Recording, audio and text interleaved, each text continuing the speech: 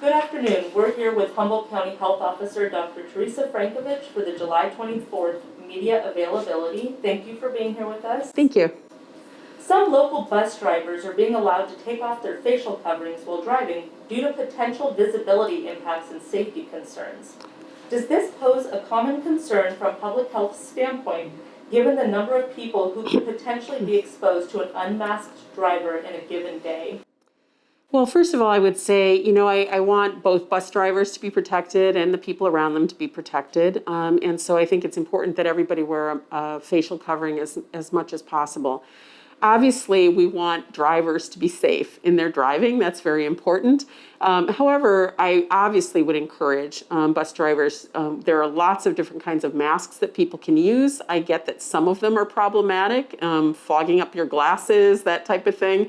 There are others that are better. And so I encourage them strongly to identify masks that work for them, that allow them to be safe in their workplace, and also help to contribute to the safety of the community in that fashion. That being said, it's just particularly important in instances where people do not have a facial covering on that we distance. So having that 6 foot of distance between, individuals is really helpful. Good ventilation is helpful, and all the other things that we've talked about. Thank you. In recent weeks, you and Deputy Health Officer Josh Ennis have said repeatedly that social gatherings and travel have been largely responsible for local spread of the virus. As we submit this, we've seen 36 new cases confirmed over the past 10 days.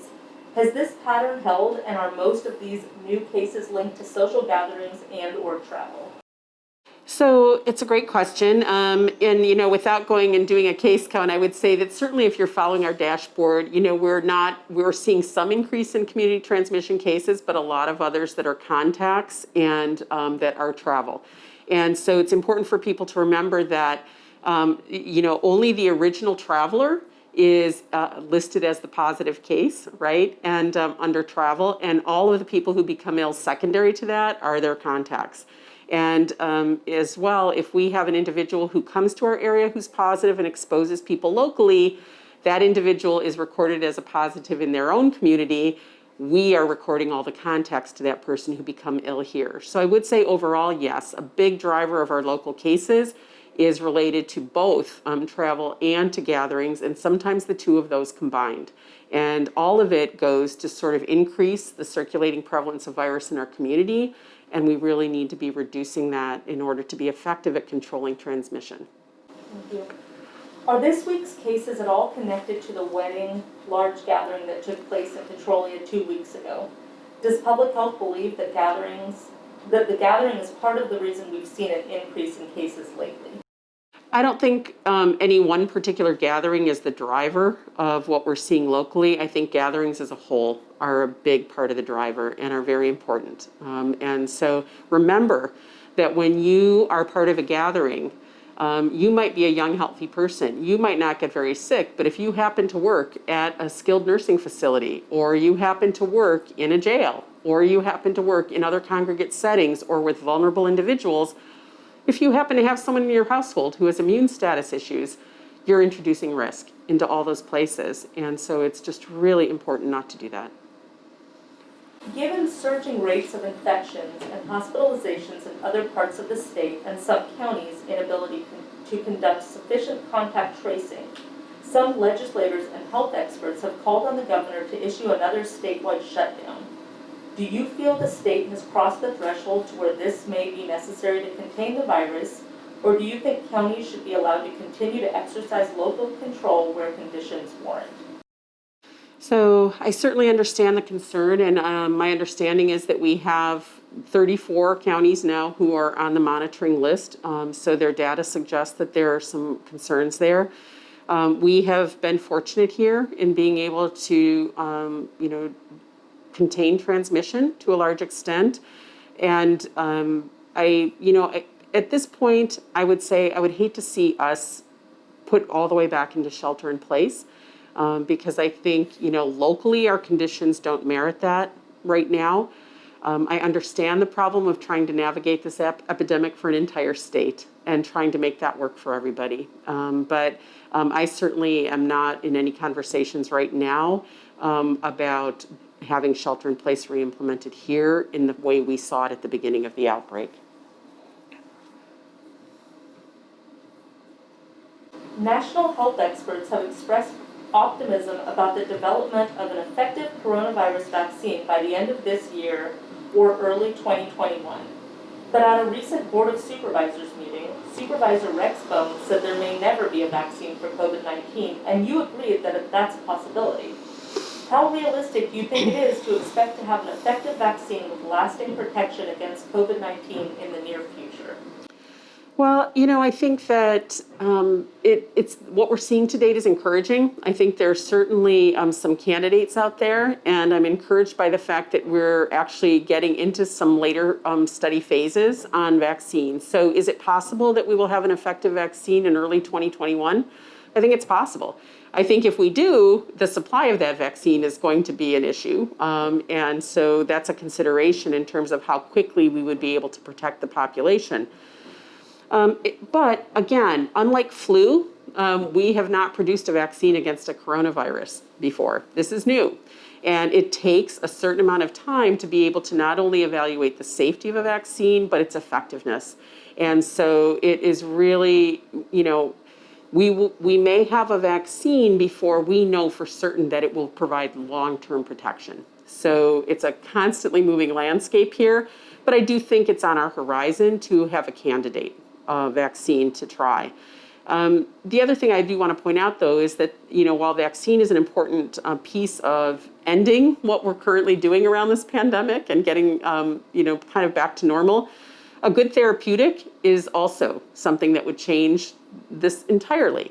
If we find something that works well to prevent severe illness and death, it's a complete game changer. And so I am hopeful that we will identify something like that may also help us address this more quickly than, a year or two down the road. Can you give an update on PPE available in the county for healthcare workers and medical staff? Is additional PPE being sent out to nursing homes and assisted living facilities as well? So the personal protective equipment, we do as a county try and support entities in having PPE available.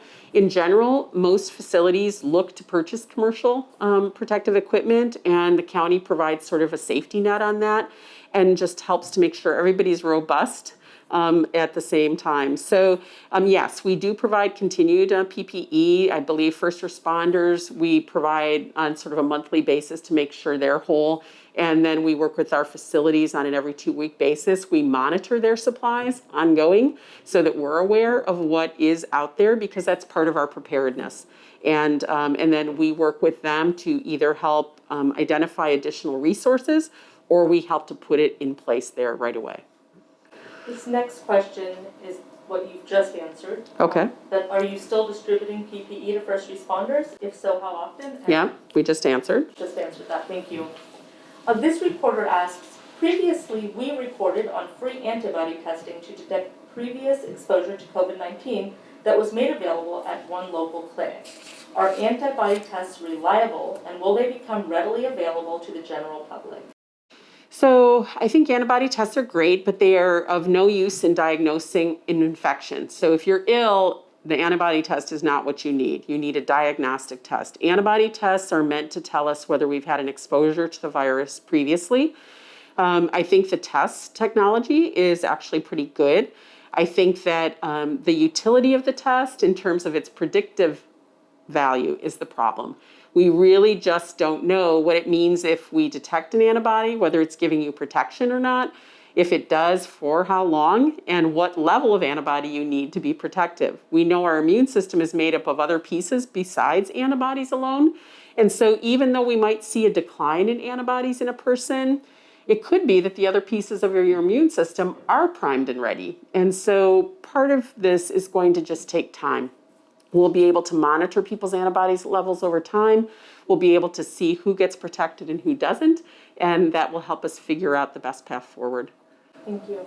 Do you know, are COVID-19 particles destroyed via refrigeration or contact with the sun? I'm not aware of either of those things being a useful method to destroy COVID. And so I think all the things we talked about, the hand washing, hand sanitizer, cleaning, all of those things are important, as well as the distancing and use of facial coverings. I did want to point out on the previous question, I didn't address the issue about availability of the antibody tests. The antibody tests, there are entities, some of the commercial labs do offer antibody testing. There are some providers here who are able to order that. There are some entities locally that do antibody testing on site.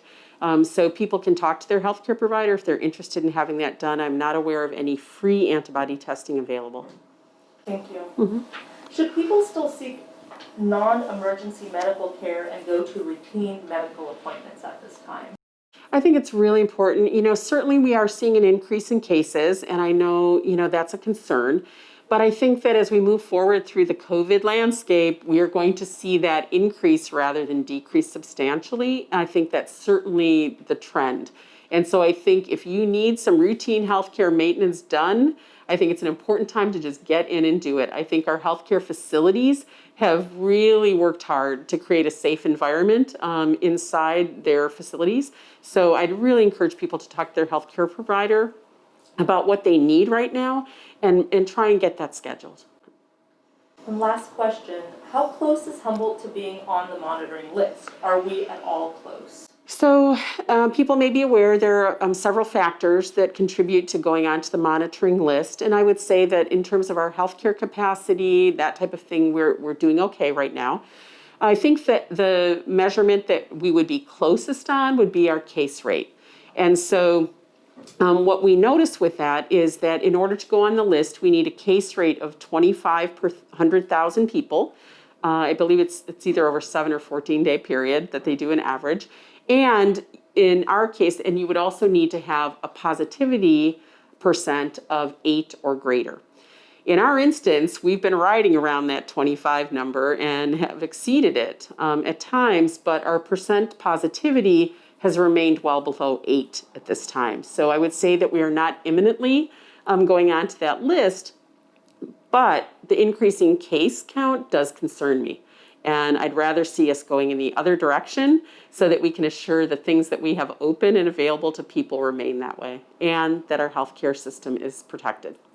Excellent. Thank you so much. Thank you.